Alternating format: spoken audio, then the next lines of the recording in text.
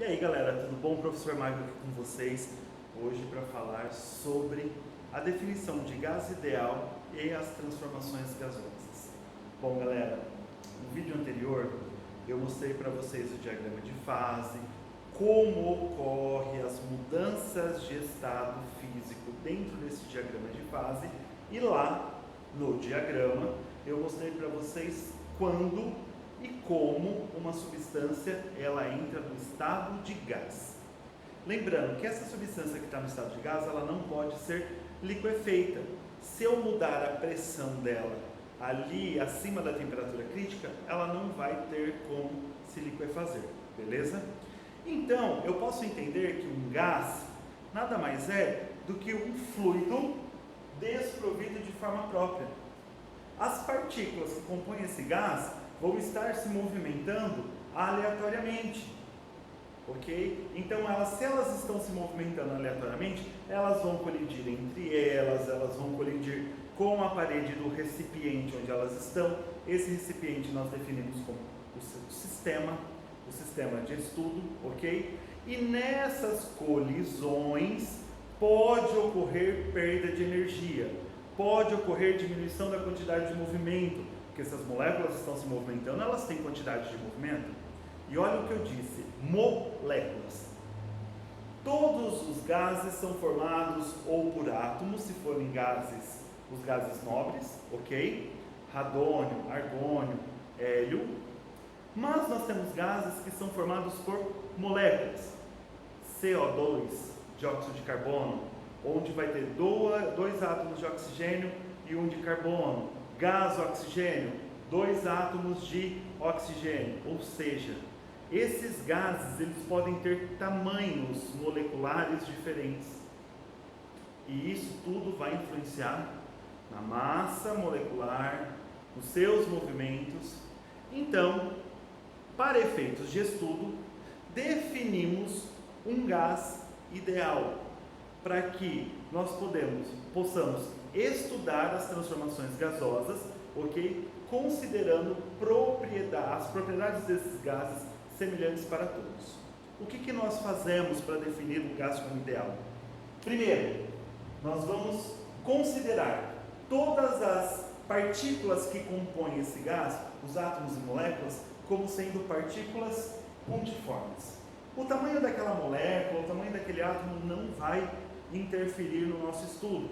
Então eu vou considerar todas as partículas, de um modo geral, como sendo partículas pontiformes. E além do mais, o seu movimento aleatório, essas moléculas elas podem colidir entre elas. E essas colisões que vão ocorrer entre elas sempre será colisões elásticas. Se eu tenho colisões elásticas, não há perda de energia. E também não vai ocorrer perda da quantidade de movimento dessas moléculas, ok? Pode ocorrer uma colisão dessas partículas com a parede do recipiente do nosso sistema? Pode! E são nessas colisões com a parede do recipiente que fornece para nós a pressão. Só que essas colisões com a parede do nosso recipiente, ou seja, do nosso sistema, também são colisões elásticas. Quando essas partículas colidem entre si, vai existir forças sendo trocadas? Sim, somente durante a colisão e nada mais. Tudo bem? Então, todos os gases ideais são aqueles gases que nós consideramos as partículas como sempre pontiformes, as interações que ocorrem entre elas sendo choques elásticos, ou seja, não vai perder energia cinética e vai conservar a quantidade de movimento. Tudo bem? Galera, para podermos definir um gás, nós usamos 3 variáveis de estado, ok? Quais são essas variáveis? A pressão que esse gás vai possuir, o volume que esse gás vai ocupar, afinal de contas, todos os gases são fluidos desprovidos de forma própria, então onde esse gás entrar, o recipiente que ele estiver, ele vai tomar o formato daquele recipiente. Beleza? Então o volume que ele vai ocupar e a temperatura que este gás vai estar submetido. Essas são as 3 variáveis de estado que nós utilizamos para definir um gás. Ah, e se eu quiser colocar uma certa quantidade de gás dentro de um recipiente? Para nós definirmos a quantidade de gás dentro de um recipiente, ao ser colocado ou, de repente, ao ser retirado, nós usamos a quantidade de mols. E o número de mols a gente representa pela letra M, beleza? Então, ó, vamos supor aqui um sistema, ok? No estado inicial, eu tenho uma quantidade de gás aqui dentro. Eu coloquei uma certa quantidade de gás aqui dentro, ok? O número de mols, N. Esse gás, no meu estado inicial, ele possui uma temperatura T1, vai possuir uma pressão P1 e o volume desse meu sistema no meu estado inicial eu vou representar por V1. Tudo bem? Galera, a partir do momento que eu coloquei um gás dentro de um recipiente, eu posso entender que esse gás aqui ele vai estar momentaneamente em equilíbrio. Logo, eu posso escrever a equação de estado, ou seja, a equação para este momento aqui do meu gás. E aí, para eu escrever a equação deste estado inicial para o meu gás, eu utilizo a equação de Clapeyron. Lembra? Para o vestibular, nunca rezei tanto. Então, PV é igual a nRT, ou seja, a pressão no estado inicial, que é 1, vezes o volume do estado inicial, 1, é igual ao número de mols de gás que eu coloquei dentro desse sistema, vezes R. O que é R? É a constante geral dos gases, que vale 0,082 atm vezes litro, dividido por mol vezes Kelvin. Ok? Vezes a temperatura T1. Galera, lembrando, estou trabalhando com gases. E quando nós trabalhamos com gases, a unidade de medida de temperatura é a unidade Kelvin, ok? Sempre. Então, galera, se eu escrever essa equação aqui para o meu estado inicial, eu vou ter P1V1 igual a nRT1. Galera, se eu não retirar nenhuma quantidade de gás do meu estado inicial e muito menos adicionar, ou seja, o tanto de gás que eu coloquei no início vai permanecer, a quantidade vai ser constante. E eu vou modificar esse meu sistema. Eu vou diminuir o seu volume ou aumentar o volume, consequentemente a temperatura, e se eu modifico no volume, certamente vai influenciar na pressão. Então, ó, se eu tiver um estado final, onde ele possui uma temperatura T2 diferente da inicial, uma pressão P2, ó, repare aqui que eu diminuí o meu sistema. Então, as variáveis de estado modificaram. Então, eu vou ter uma temperatura 2, uma pressão 2 e um volume 2. Então, nessa minha relação final, eu posso escrever, ok, a minha equação para esse estado final de equilíbrio. Então, eu vou aplicar de novo a equação de Clapeyron. Então, ó, P2 vezes V2 é igual a nRT2. Galera, vale lembrar aqui que a equação de Clapeyron, ela descreve aquela situação, ok? Naquela temperatura fixa, naquele momento, é uma equação de estado. O estado que o gás está naquela situação. Então, se eu tenho o início, eu vou ter o gás em uma condição. Então, eu posso aplicar a equação de Clapeyron nessa condição. A partir do momento que houve uma variação de uma dessas grandezas, a minha equação de Clapeyron, ela já muda, ok? Beleza? Galera, eu só vou apagar aqui e eu já volto. Vamos continuar numa outra equaçãozinha. Galera, voltando aqui, então, ó, se para poder escrever cada estado que esse gás vai ocupar, no estado inicial, eu posso escrever então a equação de Clapeyron para o estado inicial. O estado final, eu escrevo a equação de Clapeyron para o estado final. Olha que interessante. Repare que em nenhum momento foi modificada a quantidade de gás dentro desse sistema. Se a quantidade de gás ela não sofreu modificação, então eu posso entender que esse N, que é o número de mols, ele vai ser constante, ele vai ter sempre o mesmo valor. O R é a constante geral dos gases, que depende, o valor dela, esse 0,082 ou 8,31 no sistema internacional, ele depende da pressão inicial lá na CNTP, dividido pela temperatura inicial lá da CNTP, o valor da CNTP, vezes o volume molar dos gases, tudo isso em condições normais de temperatura e pressão na CNTP. E aí eu chego a esse valor, que é um número, que é uma constante. Então eu posso entender que N vezes R, neste caso aqui, vai ser constante. Então o que acontece se eu isolar o N vezes R nas duas equações, turma? Eu vou isolar aqui, ó, N na primeira equação, N vezes R. O que eu vou ter? Pressão 1 vezes volume 1 dividido por temperatura 1. Lá na equação do estado final, se eu isolar o NR, eu vou ter pressão 2 vezes volume 2 vezes temperatura 2. Turma, NR vai ter o mesmo valor tanto no início, quanto no final, quanto no meio, ali no intermédio, porque a quantidade de mols aqui considerada é a mesma, não adicionou uma quantidade de gás, não alterou a quantidade em nenhum momento. E R é uma constante geral dos gases. Então, se eu igualar, eu vou ter P1, V1 dividido por T1 é igual a P2, V2 dividido por T2, desculpa.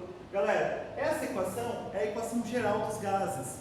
É quando eu posso estudar qualquer transformação gasosa em função das suas variáveis de estado.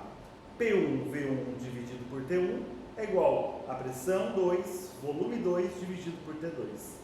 Ou, de uma outra maneira, eu poderia dizer pressão inicial vezes volume inicial dividido por temperatura inicial é igual a pressão final vezes volume final dividido pela temperatura final. Ok? A partir desta equação geral dos gases, nós vamos então agora ver as transformações gasosas. Ok? Galera, vou mudar essa lousa aqui para a gente poder continuar na nossa aula. Então vamos lá, galera, como que funciona essas transformações gasosas? Bom, são três funções, tá? São três variáveis de estado que nós temos. Então vamos ver o que acontece se eu variar cada uma delas. Turma, se por acaso eu tiver lá uma transformação onde pressão modifica, volume modifica, porém a temperatura vai ser mantida constante, nós temos uma transformação quando a temperatura for constante, lembrando que esse símbolo aqui, ó, o C, T e E, significa, ó, constante, ok? Então, ó, se eu tenho uma transformação onde a temperatura vai ser constante, ela vai ter o mesmo valor no começo, meio e fim desse processo, nós temos o que chamamos de transformação isotérmica. Iso igual, térmica, temperatura, temperatura igual. Então, galera, se eu pegar aqui a equação geral dos gases, P1, V1, T1 igual a P2, V2, T2, turma, se a temperatura é igual, então eu posso cortar o denominador aqui. Se eu corto o denominador, o que sobra para mim? P1, V1, P2, V2. Então, a equação para a transformação isotérmica é a pressão no início vezes o volume no início é igual a pressão final vezes o volume final. Galera, como isso daqui é uma equação produto, se nós montarmos um gráfico da pressão pelo volume dessa equação aqui, ó, o meu gráfico vai ser uma curva. E essa curva, ela é chamada de isoterma. Beleza? Só que tem uma situação aqui, galera.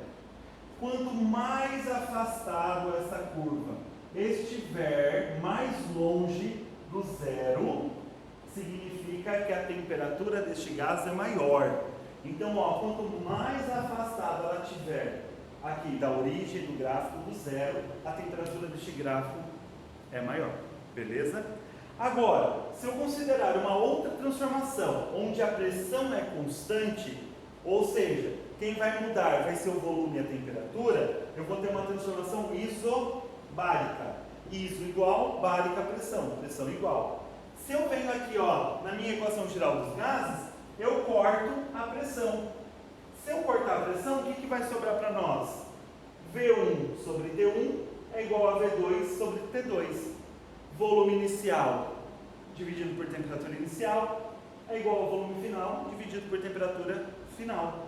Turma, se a gente plotar um gráfico desta relação matemática, eu vou ter o gráfico do volume pela temperatura. Este é o gráfico de uma transformação isobárica.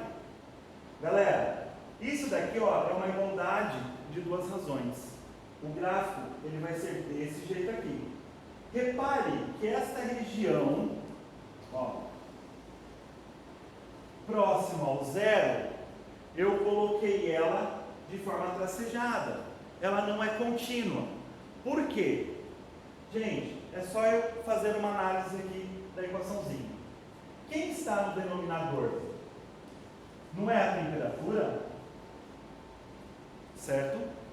Então eu tenho dois probleminhas aqui que eu tenho que considerar. E muito. Primeiro, não pode existir denominador igual a zero. Então essa temperatura aqui, matematicamente falando, jamais poderá ser zero. Porque não vai existir essa relação. Ok? Então aqui ó, próximo do zero, intervalo aberto, não contínuo, porque o zero não pode entrar nessa história. Fisicamente falando, essa temperatura também não pode ser zero. Porque, como eu estou trabalhando com gases, e os gases eles são medidos em Kelvin, se essa temperatura for zero, eu estou considerando zero absoluto. Galera, existe alguma situação até hoje na qual se chegou ao zero absoluto? Iria violar aqui o terceiro princípio da termodinâmica. Então, fisicamente e matematicamente falando, o denominador não pode ser zero, ok? Por isso que eu faço aqui esse intervalo não contínuo, ou intervalo aberto. Turma, se nós considerarmos agora uma transformação onde o volume ele é constante, o volume não modifica, desculpa, eu vou ter uma transformação iso igual córica volume, uma transformação isocórica, que também pode ser chamada de isovolumétrica, em alguns casos também aparece como isométrica, tá bom? Essa transformação tem esses três nomes.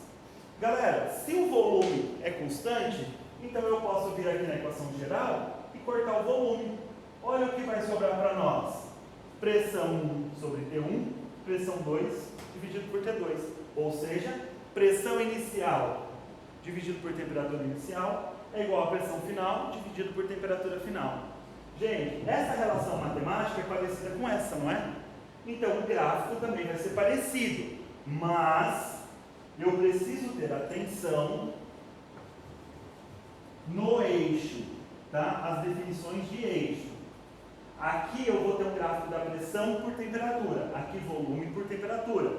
Então o gráfico da pressão por temperatura, ele também ó, vai ser uma reta, sendo que essa região próxima ao zero não é contínua. Tudo bem? Galera, além dessas três transformações, nós temos mais uma que é muito importante, que é o que nós chamamos de transformação adiabática, um processo adiabático.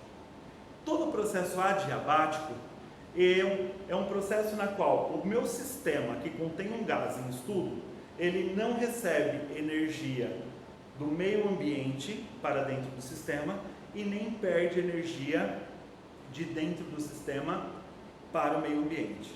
Ah, mas então quer dizer que vai poder ocorrer mudança de temperatura? Pode, turma, até pode ocorrer mudança de temperatura. Lembra da definição de temperatura? Temperatura é a agitação das moléculas. A temperatura, ela tem ligação com a energia cinética dessas moléculas. Então, se a temperatura está diminuindo, significa que essa energia, tá, essa vibração das moléculas, está sendo transferida para algo dentro do meu sistema. Todo processo adiabático, ele não perde energia para o meio ambiente e nem recebe energia do meio ambiente. As trocas de energia vão ocorrer todas dentro do sistema e vai ficar ali e ponto final. Tudo bem, turma? Espero ter ajudado. Um grande beijo. Se inscreva aí no canal, galera. Até mais.